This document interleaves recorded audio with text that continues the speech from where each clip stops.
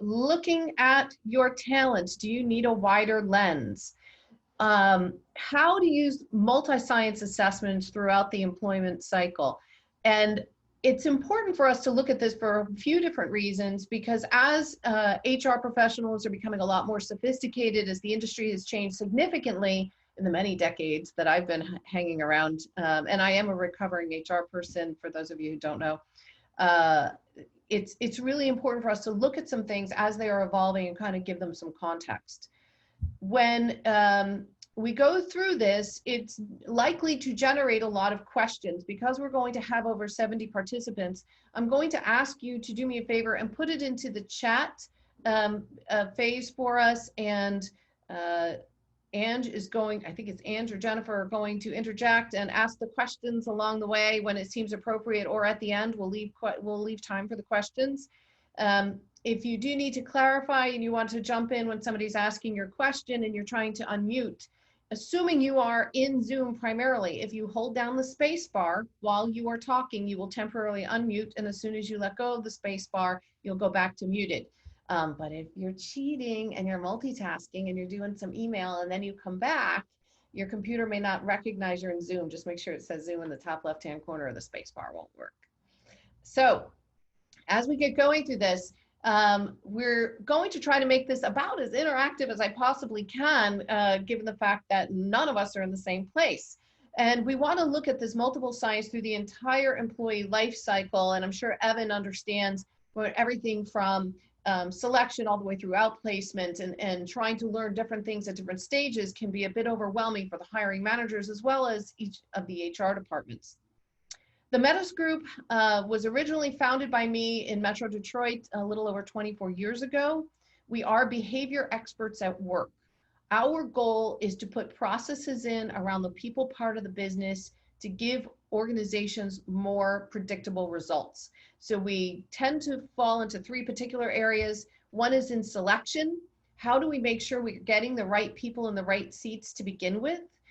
We are not a search firm. We work hand in hand with the likes of Evan's group, but we are all about selection to try to make sure the organizations are getting exactly who they're looking for. If you've hired the superstar, then our second pillar is in performance acceleration. How do we accelerate the performance to really get that superstar performance out of our direct reports without making them or us crazy? And then the third piece we call Thrive is around organizational health. Do we have the culture that we really need? Can we measure the culture against our core values and make sure they're in alignment? Is the organization structured to get the type of results it's looking for? So those are really the things that we do in our over 24 years. All of our business has really come through referrals. That sounds crazy since we are nationwide. We have probably we expanded business down here in Charlotte about 13 years ago. We now have about 40% of our business in the Carolinas. We have about 20% in the Midwest, if you think between Milwaukee and Detroit, and the rest is all over North America. We do have a few clients overseas, but they'll always have a US presence as well. So that's a little bit about us. I was born and raised in Jersey, right outside New York City. So hopefully I won't start talking too fast, but when I tend to get excited about something, I tend to talk like a New Yorker, sorry. But I had the distinct privilege in all of my college summers to work for Johnson & Johnson back when they were really considered one of the, if not the best place to work. And we were doing cutting edge things that some organizations still haven't caught up with back many, many decades ago. And no, I'm not telling you my age. So the first thing I'm going to have you do, unlike any other speakers, is to ask you to bring out your cell phone. Try not to do this on your computer because I'll be jumping screens for you. I'd like you to bring out your cell phone, and in your browser, which of course would be like Safari or Brave or anything else, something that's your browser, I need you to type in there polev.com/Metiss. And that goes, if you're looking at your phone, right at the top. Please don't Google it. Just type polev.com/Metiss. And when you get there, you'll see our first poll. We just want to make sure we can get our participants on board. Oh, we have one that's excited. Great. conflicted. And what you'll notice about, if you have a multiple word like outstanding, or I guess that is one word, but if you're going to have two words, please hyphenate them. Otherwise, it'll split them apart. Stressed, oh, that's a typical HR person. And as one word gets more attention and other people are feeling the same way, if you know anything about word clouds, that word will get bigger and bigger. So we have awesome, overwhelmed, which probably goes with stressed, conflicted, exhausted, another typical HR word, tired, focused. So far, stressed, curious, and conflicted, and hopeful are the biggies. We have 19 participants so far. Overwhelmed is getting up there with votes. It's getting bigger and bigger. Very Monday. Somebody learned how to hyphenate. That's hysterical.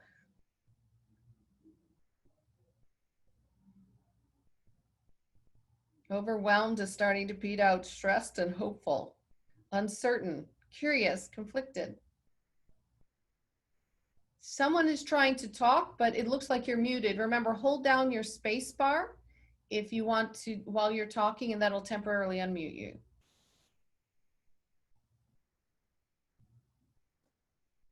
Yeah, somebody's trying to talk, but they're muted.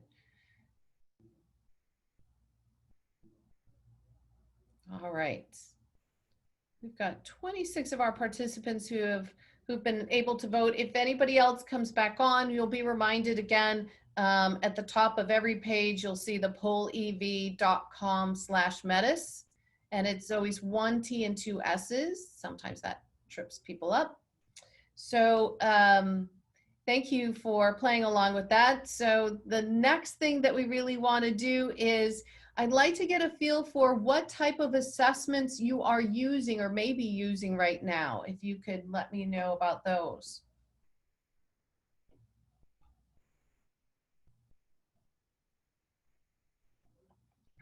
Yeah, somebody using DISC, cognitive, standout, none, id, oh, predictive index. Remember to hyphenate. Harrison, Avatar, PI, which for those of you who don't know is still predictive index, Wonderlic, HR something. I think HR probably went with something. Dimensions, DISC, Harrison, none. Predictive index are getting a few.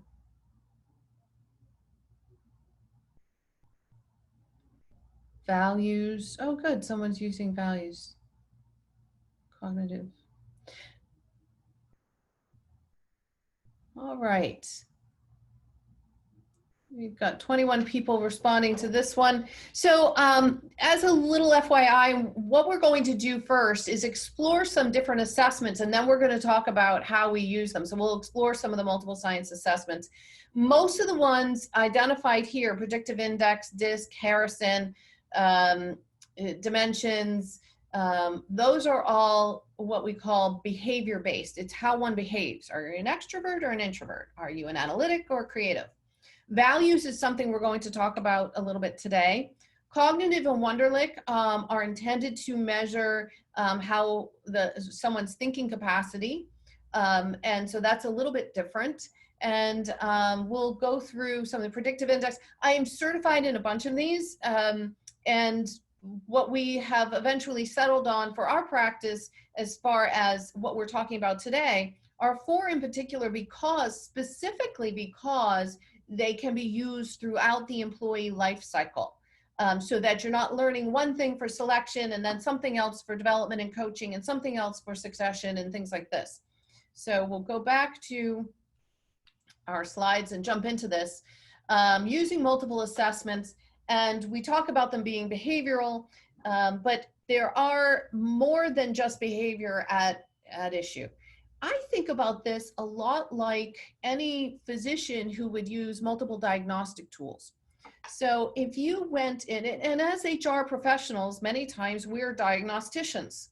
We're trying to discern what the heck the hiring manager wants. We're trying to understand what the candidates are actually capable of doing, not just what they tell us they can do.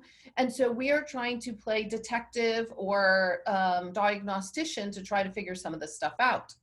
So if you think about that from a physician's perspective, and let's say your arm hurt and you went in to see the physician, and the first thing he always does is to take your temperature.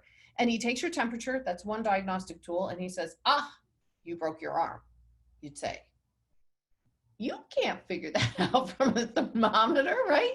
You might be able to tell if my temperature is elevated, which might be an indication that I have an infection, but you don't know that. Now, if the diagnostician also, in addition to the temperature, says, oh, let's do a blood test, see if there is an infection, let's do an x-ray to see if there's a broken bone, and let's do an MRI to see if we tore up any of the soft tissue, now we get a much bigger picture. It also allows us, as this fourth bullet point will tell us, to then have a very educated conversation with our doctor about what's going on to decide what to do. No assessments should ever be a go, no go decision.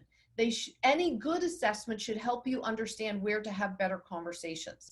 So if your doctor comes back to you and says, you for sure did break your arm, this is where you broke it, you tore up some of the tissue around it because you didn't come in right away, there seems to be an infection, there could be a number, he might say we need surgery, he might say we need to put you on antibiotics, he might say we simply need to cast it.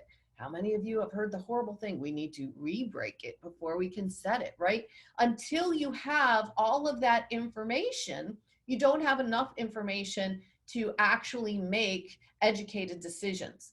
And so our whole purpose of using multiple sciences is because we're trying to understand the whole person better, not just their behavior. Most of the assessments out there that you will hear people talk about are behavioral. Now, when I first started using assessments, the first thing we were introduced to in college was the Myers-Briggs. And I thought this was the greatest thing since sliced bread.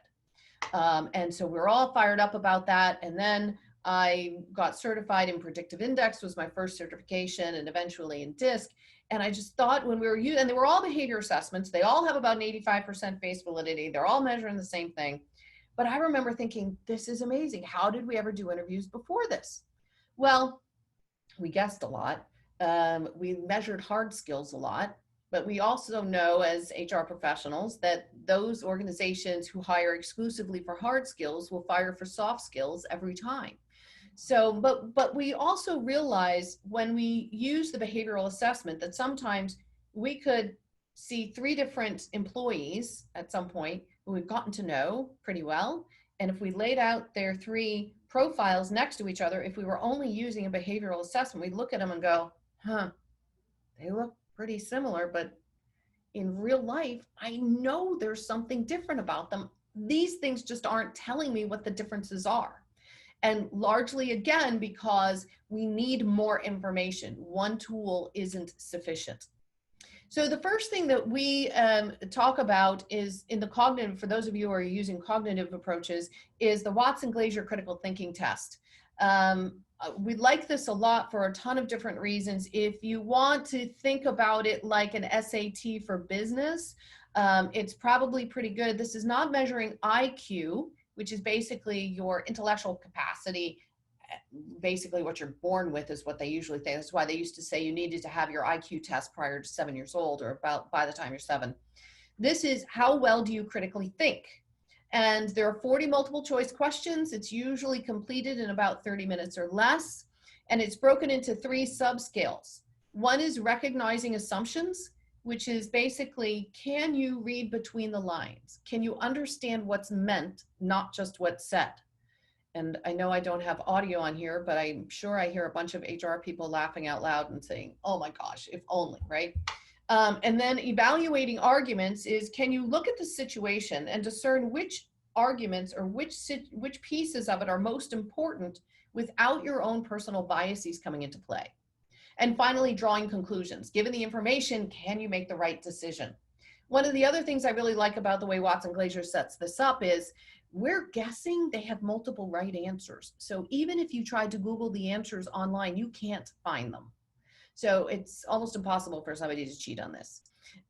It's also, the assessments show wonderful predictability in what people can know. It's also something that can be developed over time, and we'll talk about that a little bit later. You can sharpen your critical thinking ability, even by minimizing biases and that we all have, which of course, as Jennifer had mentioned earlier, leads to some discrimination that we all, it's part of being human. You can't, no matter how much you want to be, you cannot eliminate all biases, but you can minimize them and certainly become more aware of them. The second one that we use a lot, and so the critical thinking, Watson-Glaser critical thinking is distinct on its own, and then we wrap three together in something that's called the trimetrics, and the DISC is the first part of that. For those of you who are not familiar with DISC, this is a lot about how someone behaves. Very similar to predictive index, culture index, the Harrison somebody mentioned out there, dimensions. So it's four-factor, and the D stands for dominance, and they measure these on a scale of 1 to 100. One of the other things I like about DISC is that there is a 50th percentile, which is the actual mean. The organization TTI, who we use, actually is constantly revisiting the norms for these, and we've got it as recent as 2017. Many of the organizations who put these assessments together haven't updated them in decades. So the norms have changed over time, but you can tell on a scale of 1 to 100 what someone's score is. So if the 50th percentile is the mean and you know somebody's an 80, you can go, oh, wow, that's like a lot more dominance than most people have. This is how you will handle problems, challenges, and how you'll typically lead. So somebody with a very high D is more likely to be more autocratic in their leadership. Somebody with a lower D, meaning below the 50th percentile, is going to do more of building consensus. When it comes to handling challenges, high Ds will just challenge it, and they'll try to knock down that brick wall with their head if they have to, as long as they have action. The low Ds are likely to step back and size things up and try to figure out if they need to remove some obstacles or deploy some resources. They generally think there's probably a way around that brick wall. So just different ways, and this is kind of like your blood type. There's no right or wrong. It's just how you tend to approach things. The influence, the I stands for influencing, and it's really the extroverted people piece. So my high I's are my optimistic talkers. They're charming and charismatic, and squirrel. They are oftentimes accused of chasing the next bright shiny thing. My lower I's are my skeptical listeners, and they're likely not, especially super low I's, aren't likely to speak up unless they feel really passionate about something. When it comes to steadiness, there's two things about my high S's. They are both all about process and predictability. They love systems to give you more predictable results, but they are also the introverted people person. So while they don't like the 100 miscellaneous people that a high I might like, they are wonderful at nurturing long-term one-on-one relationships with someone. And they are always very genuine, very loyal. My low S's love to multitask. So if the high S's are all about process and procedure, the low S's are all about multitasking, keeping the plate spinning, shifting gears whenever they have to. They're good at kicking things off, not so much at seeing things all the way through to fruition like the high S's. And then my C stands for compliance. Think of it as compliance with rules set by others. So my high C's are going to pay more attention to details and follow those rules, like grammatical rules, mathematical rules. They are frequently the folks who will say that's the way we've always done it. They're going to protect that status quo. Where your lower C's, again, below that 50th percentile, will be happy to challenge the status quo and bring new solutions to old problems and really look for some creative solutions. Super low C's may see a rule as a dare and may have a more difficult time with compliance.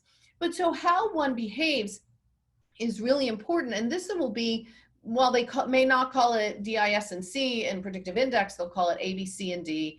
And in some of the others, there's like terms, the colors will look familiar to you in depending on assessments.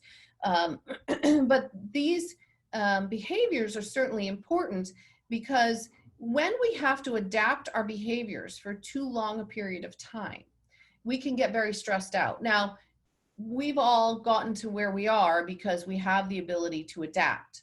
However, those times where you have to adapt for too long a period of time from your natural style are the days you go home, you're so exhausted, you don't even have the energy to do the things you love to do.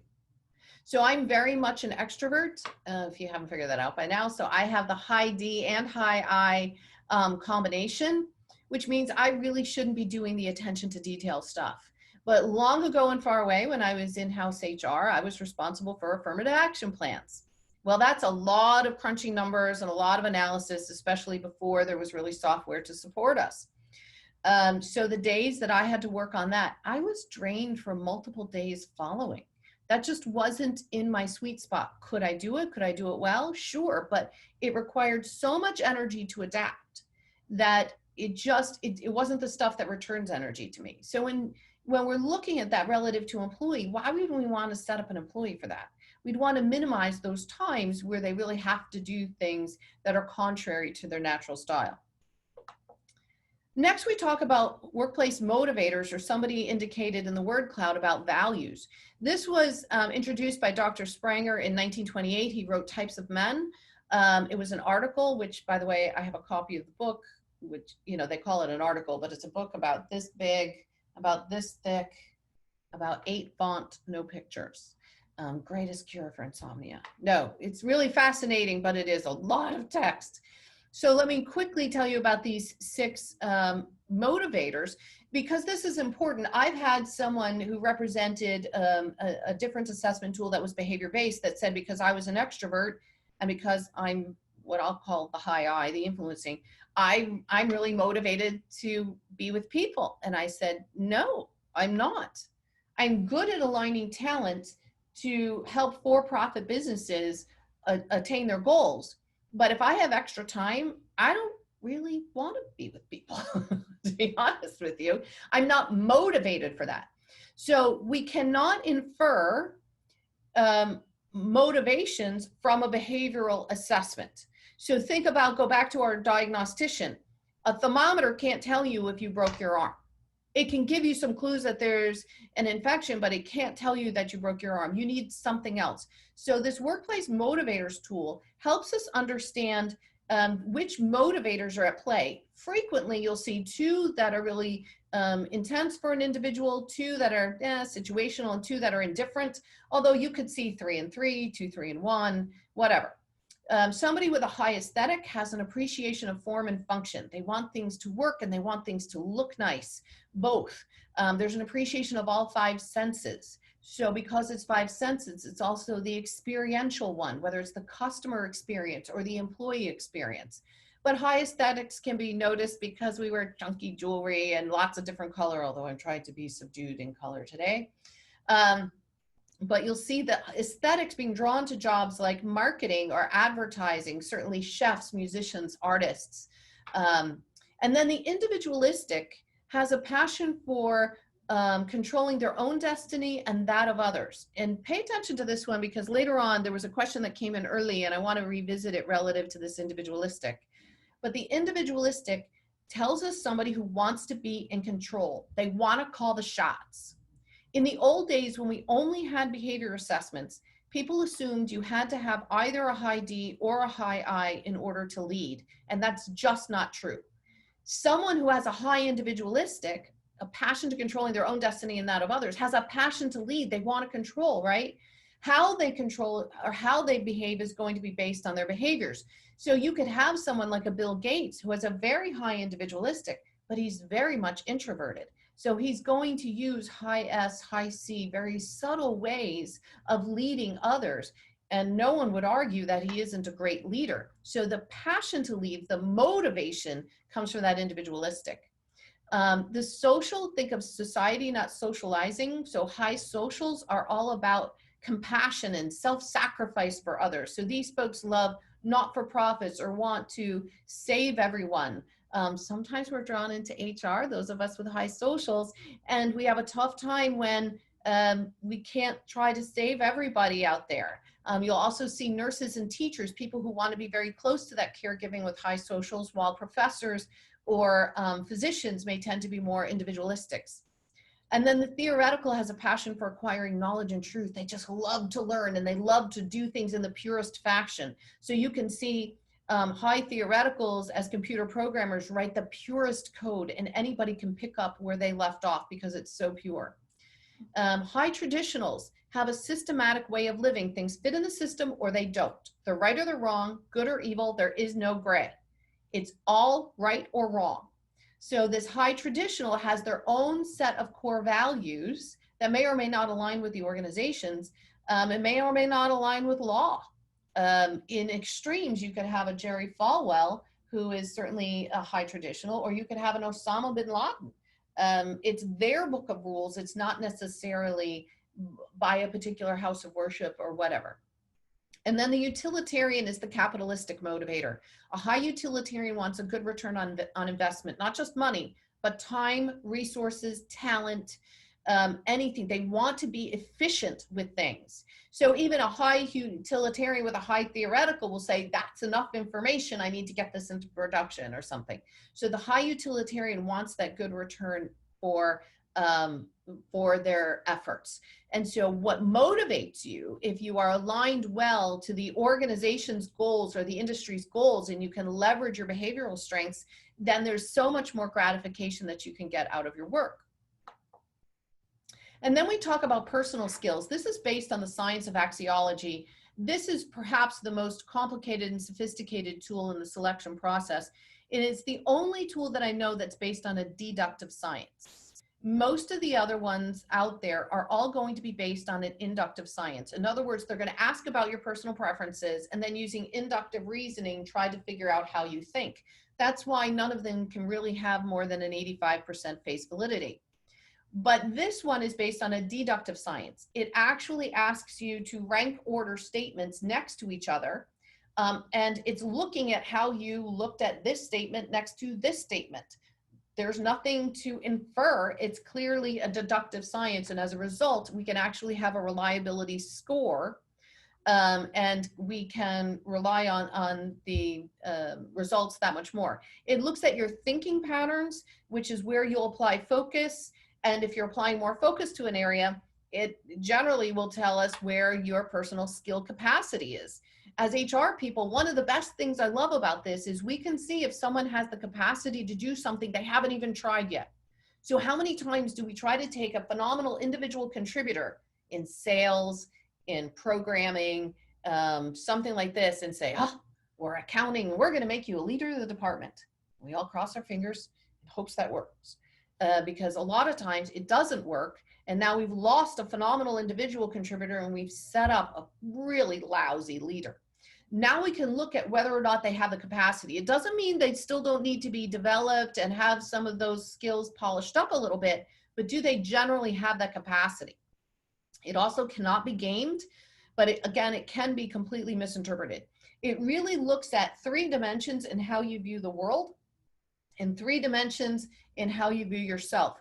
And for each of those dimensions, it also gives us how you might be biased in a particular area. And one of the things I find fascinating, again, trying to make sure we're using the right tool to infer the right things. Again, back in the old days when we only had behavioral assessments, we used to think if somebody were a high D, high C, that's high dominance, high compliance, that they were automatically micromanagers. And that is not true. You cannot infer micromanagement from a behavioral assessment.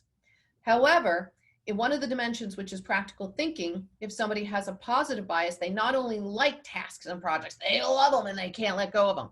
The practical thinking is with a positive bias is absolutely what is going to tell us is someone who tends to be more of a micromanager. A DC is more task oriented. An IS is more people oriented. So how they go about it is going to be based on the behaviors, but whether or not they have the tendency to be more of a micromanager is going to come out more from these personal skills. And before I go on, Jennifer, it looks like there's a couple of comments in the chat. Is there anything we need to stop for?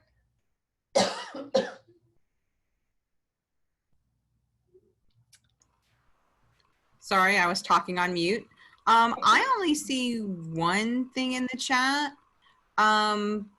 Okay. And it is, can you expand on the fact that it can be misinterpreted in Yes. reference to the personal skills test?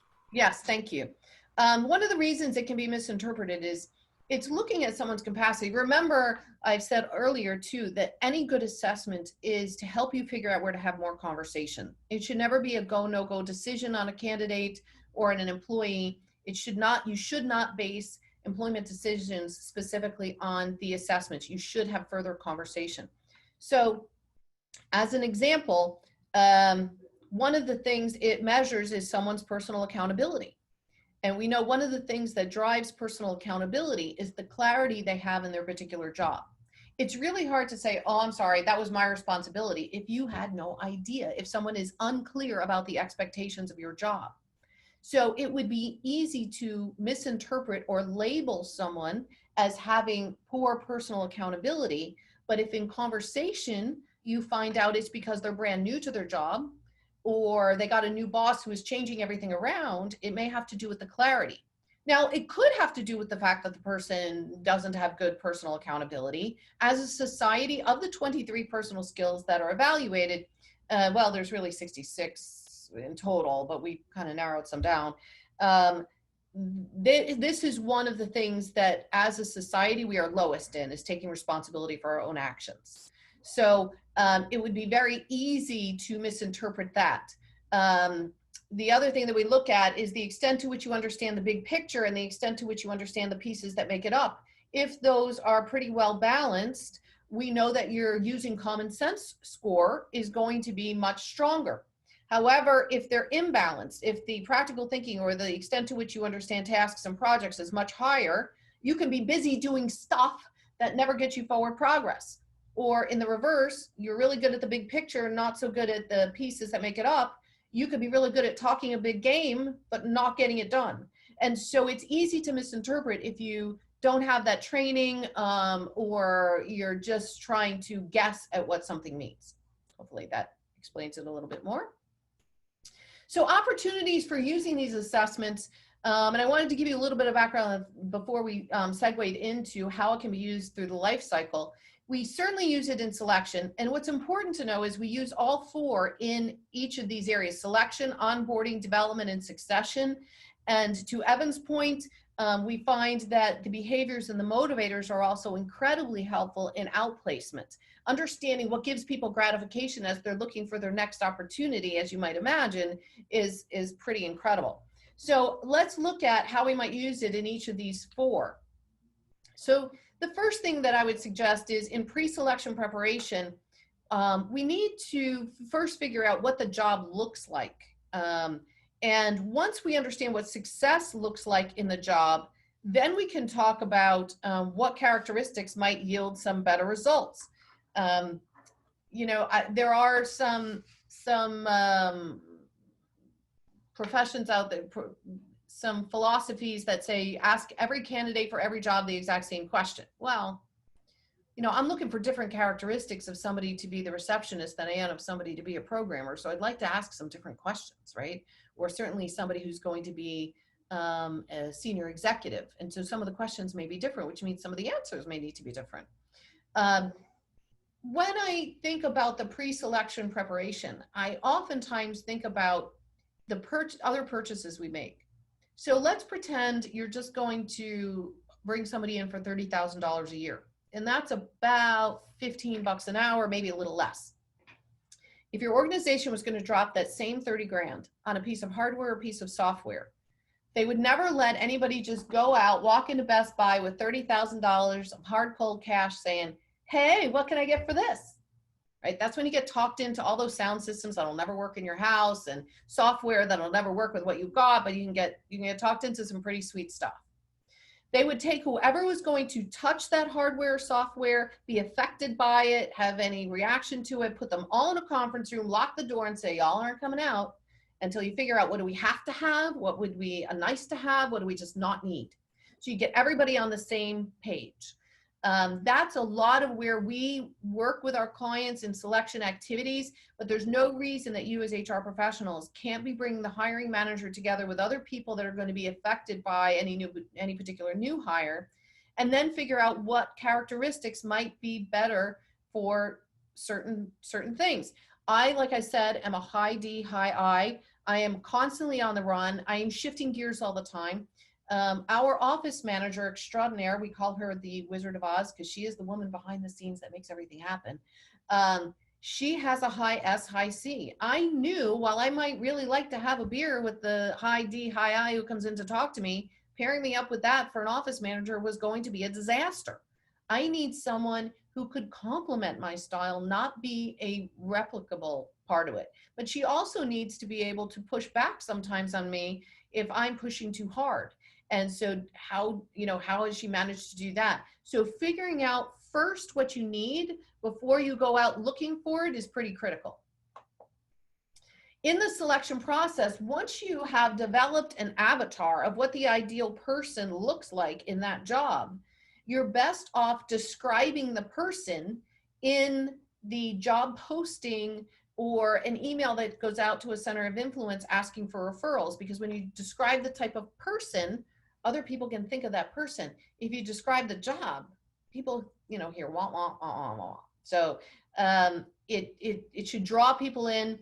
The assessments that you use should never send a candidate into assessment fatigue. So all 4 of our sciences can be completed in less than an hour. We think once you get over an hour as behavior experts, people get distracted, they get cranky, it's just not good. And then that becomes the emotion they affiliate with that organization. It allows the interview team to be on the same page. Prior to this, it wasn't unusual for me to hear the CFO say about a sales candidate, well, I don't know, he doesn't seem to have much attention to detail, and I don't think his desk would be all that organized, and he's not that structured. And then we'd look back and say, okay, based on what we all said this person needs to do, why is that important? Why are we struck? Some sales jobs, if it's a sales engineering job, that may be very important. In a particular job that we were looking for, that was not. This allows everybody to be on the same page. And when you are using 4 sciences, it is impossible for any candidate to match your avatar perfectly. But again, it allows you to have wonderful conversation about, hey, here's a gap.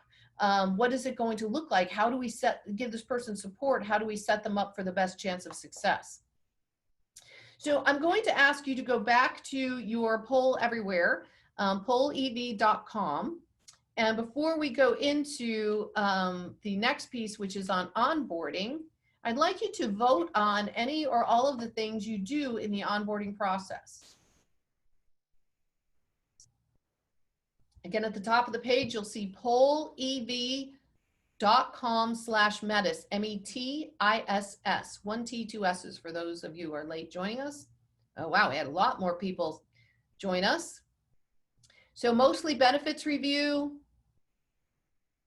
33% in policy review, communication review for supervisor and new hire. Great. Very few on development. So this is important to understand as we go back here.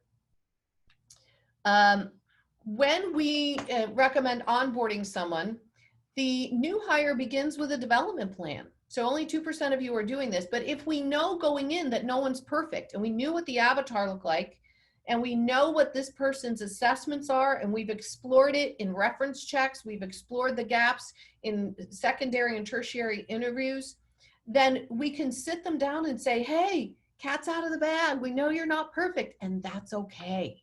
But here are the areas you're going to need to commit to a development plan in order to stand the best chance of success. And yes, there should be some conversation with the new hire and their supervisor. Again, we use the DISC and the Motivators side by side to help them understand how to leverage each other's strengths, how to avoid landmines, and how to have open, candid, trusting conversations right from the beginning. And that's really, for us, the onboarding, we call it Foundations for Success, is really a 3-meeting process. The supervisor on their style, the new hire, including the development plan on their profile, and then a joint session between the two on how to really leverage that. When you think about the reasons that superstars leave, they always come back and say it's their immediate boss. As HR people, you know that. It came up so often, the people running the surveys went back and said, what is it about your boss that makes you crazy? And it came down to these 7 things. The job wasn't as it was expected to be. It didn't fit their talents and interests. There was no hope for career growth, little to no feedback or coaching. They felt devalued, unrecognized, overworked and stressed out, and they just didn't trust their leaders.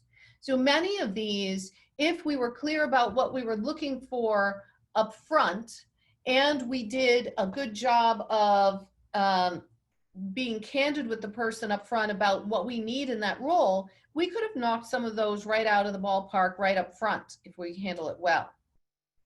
So when it comes to development and succession, it's important to understand that critical thinking and personal skills can absolutely be developed.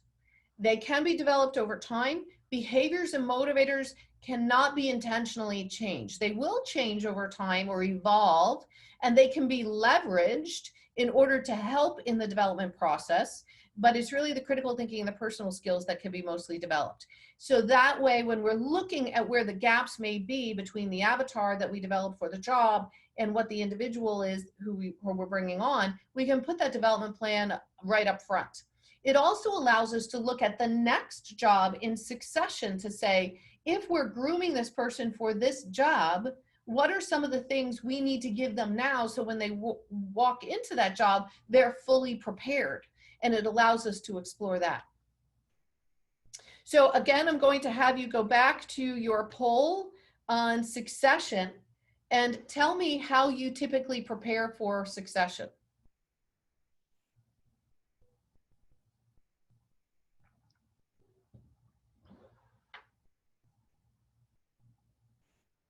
So a lot of the competencies for the new role are defined. That's wonderful. Hope for the best. Thank you for those of you who are being honest on the hope for the best. The clearer the role is, which should then allow you to get clear about the competencies. I sometimes find when people jump in to try to define the competencies for the role before defining the role itself, there's a disconnect. So we really need to get clear about what success looks like in the role first in order to look at the competencies. And then we can put some development plans in place. Please remember, none of us are perfect. If you were being groomed for another role, wouldn't you love to know what skills you were going to need? And so you could be like getting ready for those now? Of course you would.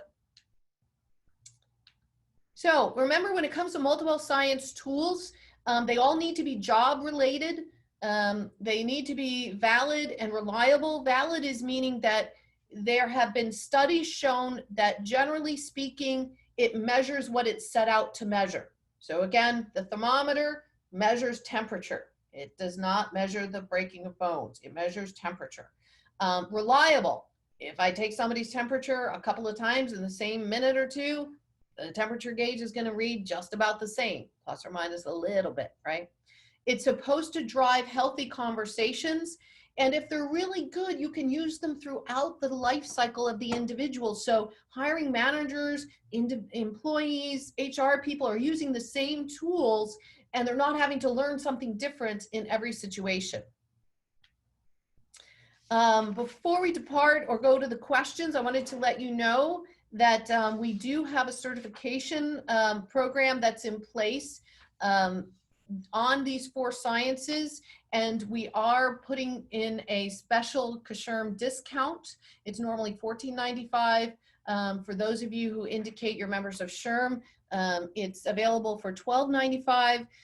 It includes a couple of the assessments, certainly one for yourself and a couple of practice on. There are 4 90-minute sessions on those dates in July. So we know HR people can't take away more than 90 minutes at a time. And you're usually getting interrupted more than that. So 90 minutes 4 times. They're also recorded, so you have to miss one, you can make it up, it's okay.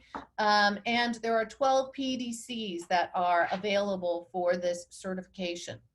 And finally, before we cut to questions, I wanted to let you know that Michael Phillips has been with us now for a few months, and he is our EVP of Business Development. Michael has had quite a relationship with a few SURE members, many of you on this call. He's probably the best person to reach out to if you have questions about any of the things I talked about today, the certifications, any of the 4 sciences, you're interested in the clarity on the jobs, absolutely anything that we talked about. And we have something called a Monday Minute Minder, which is a newsletter. It's called the Monday Minute Minder. We left out one of the words, and that's because it's designed to be read in less than a minute. I don't know about you guys, but I don't have more than a minute once a week to read. It's always on selection, performance acceleration, or org health. And if you don't find value, you can always unsubscribe. So now, Jennifer, I'm going to reach out to you and ask you what some of the questions out there might be. Sure. Thank you, Cindy. We appreciate that.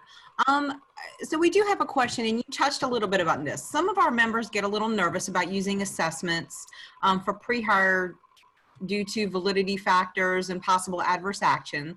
I know you talked about this not being the final decision maker, but can you talk a little bit about the weight or the importance we should put on this? Mm-hmm. The government is crystal clear, no more than 1/3. So if you have a good selection process, and again, Mike will be happy to show you folks any of this, or if you go onto our website, themetissgroup.com, and you go to selection, you can follow this. But the process, if you look at, you're reviewing the resume, you're doing a phone screen, we do a core values email exercise for culture alignment, you're doing a first interview, then we do assessments, then there's always a follow-up. And if you weight all of those, there's never more than 30% weight that's being put on it anyway. There's a lot of other things, but the government's very clear about that. Hopefully that answers that question. Great. And all of these 4 that we use, there's no adverse impact demonstrated. And it's really crazy. Every time I hear somebody say, oh, high D, there's more men with high Ds, that's completely wrong. There's just as many men as women with high Ds. Just as a little aside. At least in my house there are. In ours, it's the inverse. There's a little bit more D. All right, great. Well, we have just a few minutes left, so if anybody has a question, I don't see anything in the chat right now. If you're having trouble getting to the chat, you're welcome to unmute yourself. Jennifer, I think that Michael, there was another Michael who had a question relative to diversity and the assessments in diversity. So let me address that. Assessments are a tool, and anyone, I believe if this is used well, if you look at the beginning of the search process, the beginning of selection, whether you're looking at internal candidates or external candidates, you define the role and you're clear using the 4 different sciences, what you really need in that role. It keeps you from making up other reasons not to bring somebody on board.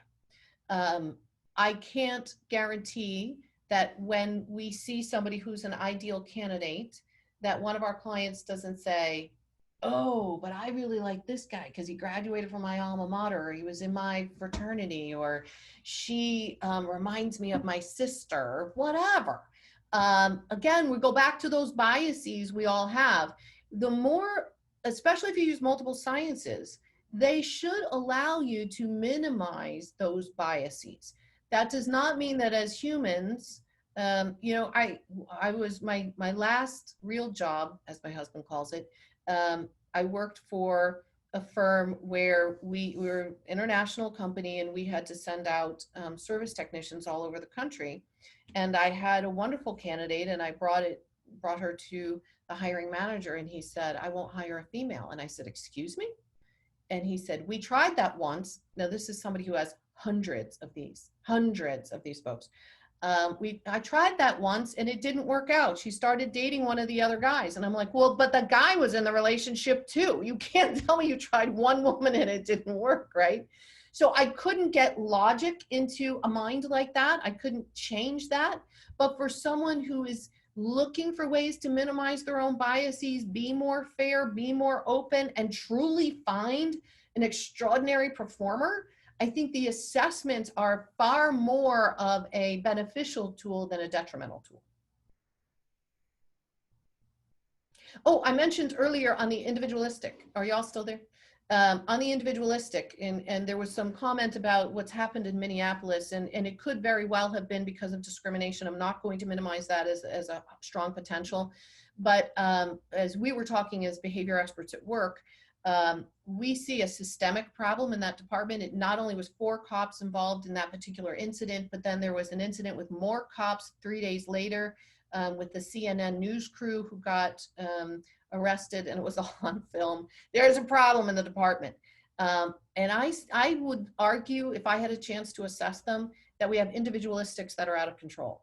And when that individualistic is so high, I mean, like off the charts, on a scale of 1 to 100, we're talking pinned at 100, then if somebody challenges their authority, some of them will freak out.